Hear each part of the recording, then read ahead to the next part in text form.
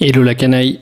Aujourd'hui, vidéo de comparaison des avantages et des inconvénients qui opposent le PEA au compte titre. Je vous propose de les balayer l'un après l'autre. On commence par le CTO, le compte titre, qui est plus simple à expliquer.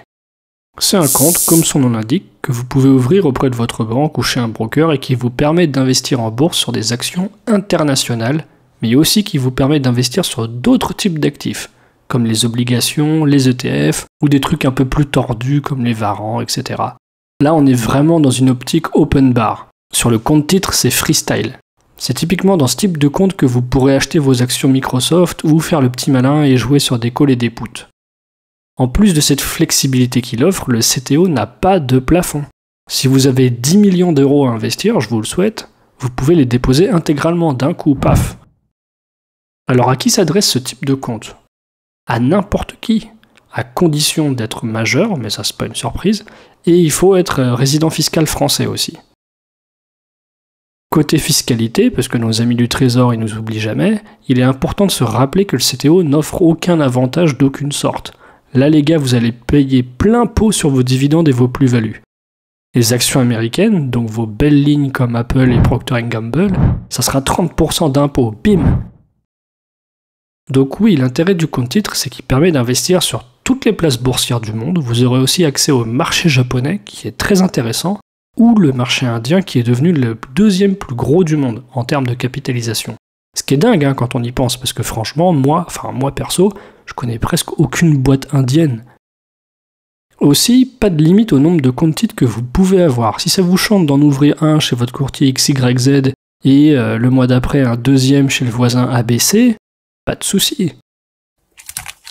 Bref, je vais vous parler maintenant du PEA et je vais vous le présenter par opposition au compte titre, comme ça vous pourrez comparer les deux en un coup d'œil. Le PEA, lui, il est plus restrictif, dans la mesure où vous pourrez y déposer que, entre guillemets, 150 000 euros.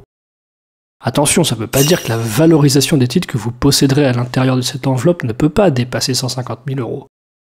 Ou 225 000 euros pour le PEA PME qui permet d'investir dans des PME comme son nom l'indique. Mais voilà, ce que ça veut dire, si on revient sur le cas de base, c'est que vos contributions à vous ne peuvent pas dépasser ce montant de 150K. Tous les mois, par exemple, vous allez transférer 500 euros de votre compte bancaire habituel vers votre PEA, qui va donc grossir.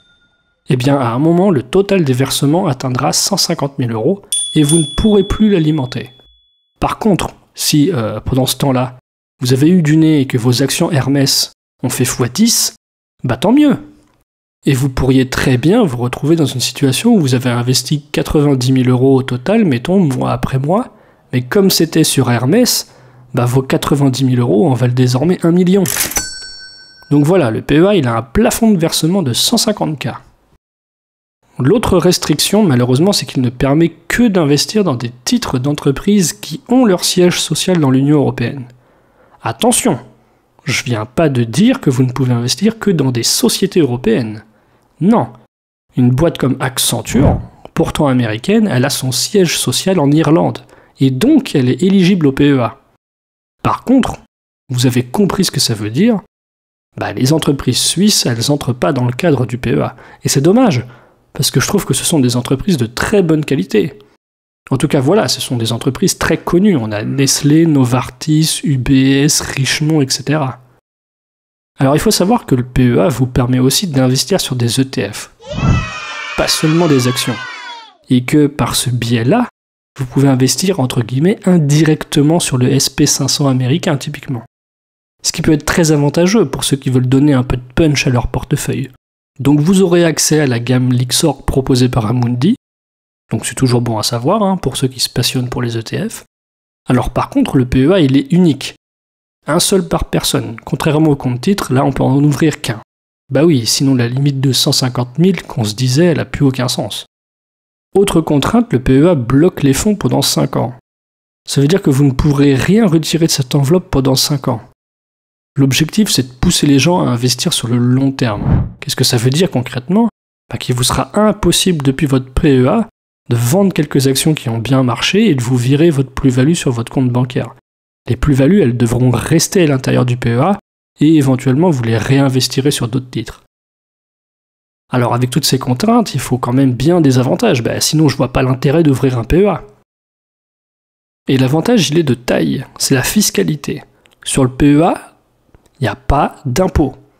On vous piquera toujours 17,2% de prélèvements sociaux parce qu'il ne faut pas déconner, sur vos plus-values et sur vos dividendes, mais vous serez exonéré des 12,8% d'impôt sur le revenu qui, combiné, aurait fait un total de 30%, un peu comme la flat tax. Donc le PEA se révèle un placement qui peut être très avantageux. Du coup, maintenant que vous avez les deux enveloppes l'une en face de l'autre, vous voyez qu'en réalité elles s'opposent, oui, mais elles se complètent aussi. Donc mon conseil, si j'en ai un à donner, ouvrez les deux. Comme ça, si vous voulez absolument des actions Accenture, comme on disait, achetez-les dans le cadre du PEA pour éviter de payer l'impôt sur le revenu, au lieu de les acheter sur votre compte titre. Et puis, si vous voulez acheter vos actions LVMH préférées, ne les achetez pas dans le compte titre, l'impôt va vous tuer. Investissez dans le cadre d'un PEA. Moi j'aime bien, vous voyez, c'est la flexibilité d'avoir les deux. Ça me permet de m'exposer sur la Chine ou le Japon, comme je disais, grâce au CTO. Et le PEA, lui, ça va être plutôt pour tanker sur les actions européennes et donner aux dividendes un impact maximal comme il n'y a pas d'impôt à payer. Les amis, je vous dis à très bientôt.